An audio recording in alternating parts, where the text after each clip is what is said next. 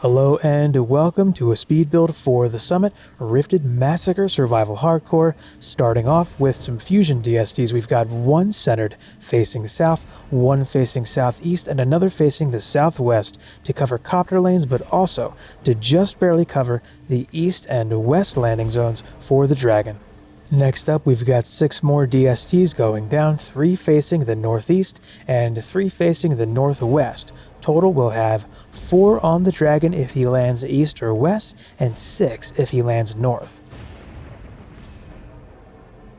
Here I swap over to the Aura Monk and drop a Fusion Electric Aura on the Torch, 4 level ups on that, an Ensnare along with it, and a Strength Drain centered between where we'll have some walls go down later with 3 level ups. We've got Ensnares going down on the south copter lanes in the corners to slow down not only the copters but the wyverns, just to give our DSTs a hand, since we've only got one DST covering each lane, after which we'll shift over to the North Crystal to drop in an Aura stack here, but we'll need to strip some gear just to fit the Strength Drain down, so 2 level ups on the Fusion Electric Aura and 2 on the Strength Drain. Gear back on, and then we'll swap over to an EV Waller, a 4 DU wall on the north side, a 5 DU wall covering the east, and a 3 DU wall west. Configured this way, a 6 DU fusion buff beam can give them all 50% fusion armor, which will keep them nice and healthy.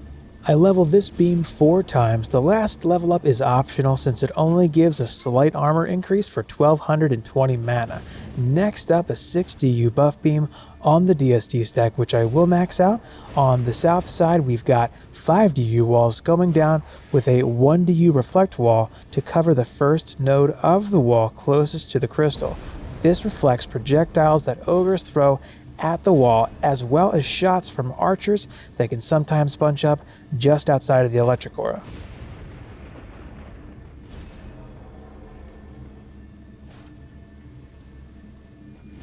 To help these walls stay up, I drop a 6 DU fusion buff beam to give them rift armor. I level this one 4 times as well. With the remaining 4 DU, I box in the DST stack. 3 would do the job here, but 4 provides slightly better coverage, and I don't feel that the extra DU is needed elsewhere in the build. I swap my Waller out for a Boost Monk here with a Speedy Gemstone and G up the wave. Leveling the DSTs during the wave instead of before is just to get a quicker time. I've got enough mana to put 2 levels on each. I'm standing on the 2 DSTs facing the south copter lanes to give them the speedy bonus, just to make sure they have no trouble burning down the copters, flyers, and ogres coming in on the south side.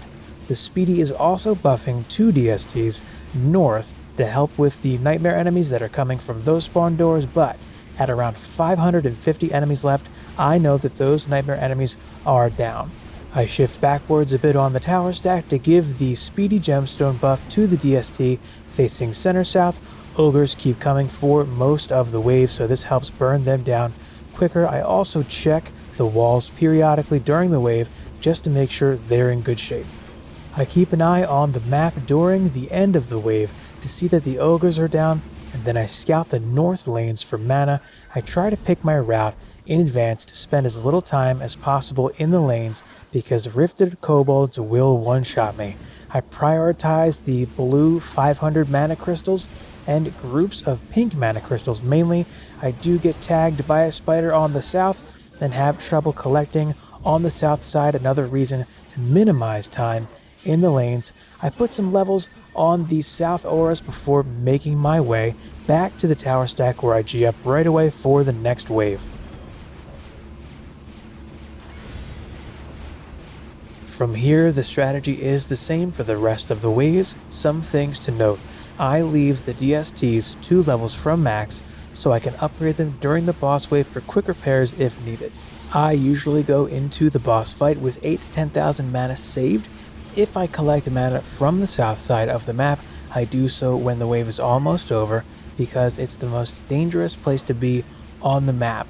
Rifted ogres hit really hard, and rifted kobolds are often tucked into the pack of enemies that tends to collect at the main choke point. If you're near a rifted kobold when it explodes, it'll probably one-shot you.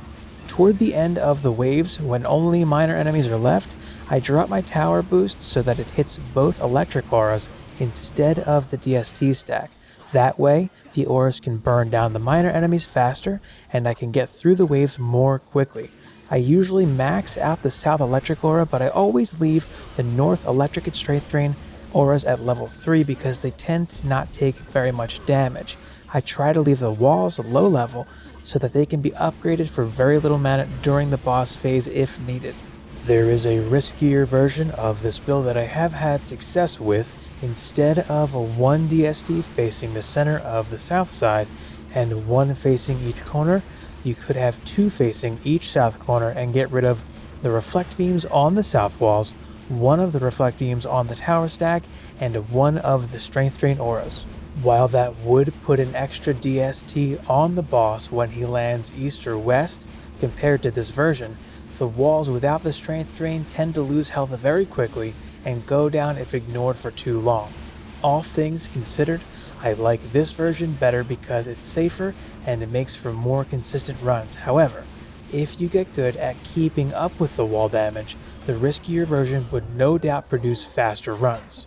The formation of the DST stack was inspired by a multiplayer build shown to me by Glass Cola, another DDA streamer. His build has way more DSTs and a stack of auras and traps that gets boosted by a monk with a striking gemstone. I plan to share his build in a future video. During the prep phase, my main priority is making sure everything is repaired and that all of my DSTs are level 4. I think it's safe to put a level on each of the walls here if you wanted it, especially if you're going into the boss fight with as much mana as I have here. I always end the prep phase by boosting my tower stack with 2 or 3 seconds left so that I can immediately hero boost after the boss spawns in, jump to the ballista on the side that he flies to, and get the first knock. Once he goes down, I return to my tower stack, staying out of the lanes as much as I can. Once I see which side the dragon lands on, I position myself between him and the tower stack so that my speedy gemstone boosts the DSTs that are shooting him and the towers protect me from fireballs. Once his health goes down about a quarter, I head to the side of the castle he's on to prepare for the next knock. I took some damage from wyverns during this fight, which were allowed to build up in the flyer lane due to my DSTs being distracted by the dragon. From here, I repeat the process until he's down. If he goes east and west, each cycle tends to be about a quarter of his health, while if he goes north, it can be nearly half. It's possible to 3-cycle this fight if he goes north all 3 times, due to having 6 DSTs shooting him at the same time.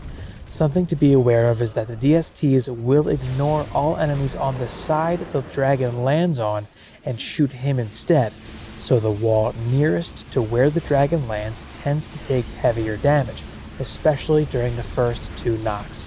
It's a good idea to check on the walls once or twice during the fight and drop some upgrades on them if you have the chance, even if they aren't needed. As much as possible, I try to get around the map by jumping over the lanes instead of traveling through them.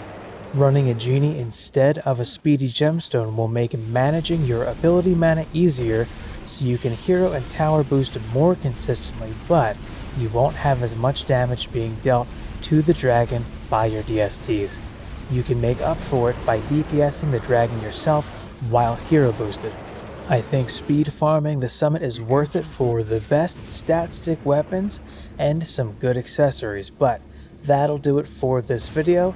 Let me know how it goes for you if you give it a shot, and thanks so much for watching.